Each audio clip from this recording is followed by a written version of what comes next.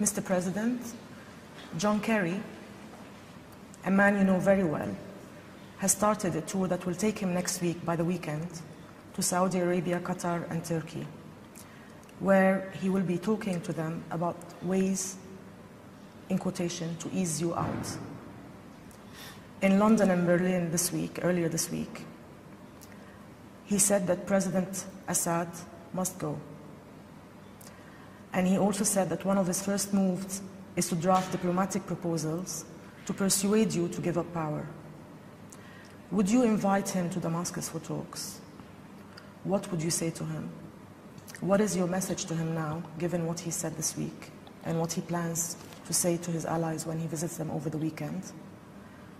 And if possible, from your knowledge of him, how would you describe Kerry from your knowledge of him in the past? I'd rather describe policies rather than describing people. So it's still early to judge him.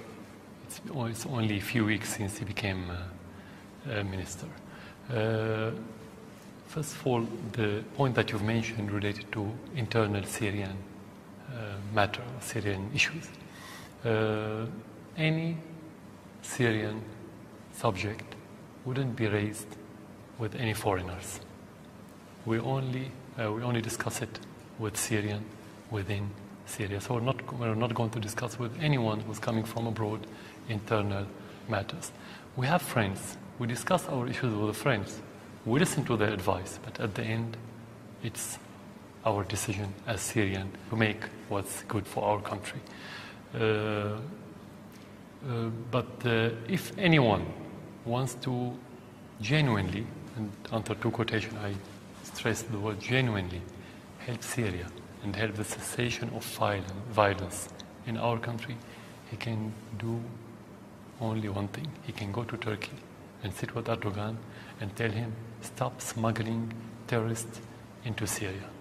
Stop sending armaments. Stop providing logistical support to those terrorists. He can go to Qatar and Saudi Arabia and tell them, stop financing the terrorists in Syria. This is the only thing that anyone can do, dealing with the external part of our problem. But no one from outside Syria can deal with the internal part of this problem. So what is your message to Kerry? Very clear, to understand what I said now. If you want me to, not message to Kerry, to anyone who's talking about the Syrian issue, only Syrian people can tell the president, stay or leave, come or go. No one else. I'm just saying this clearly in order not to waste the time of others, to know where to focus. What role, if any, do you see for Britain in any peace process for Syria? Have there been any informal contacts with the British? And what is your reaction to Prime Minister Cameron's support for the opposition? What would you say if you were sitting with him now, especially that Britain is calling for arming the rebels? There's no contact between Syria and Britain for a long time. If you want to talk about the role, you cannot separate the role from the credibility. And we cannot separate the credibility from the history of that country.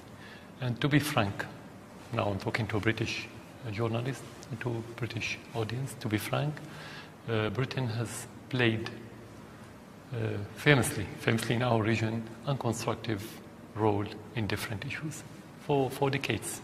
Some say for centuries. I'm telling you now the perception in our region.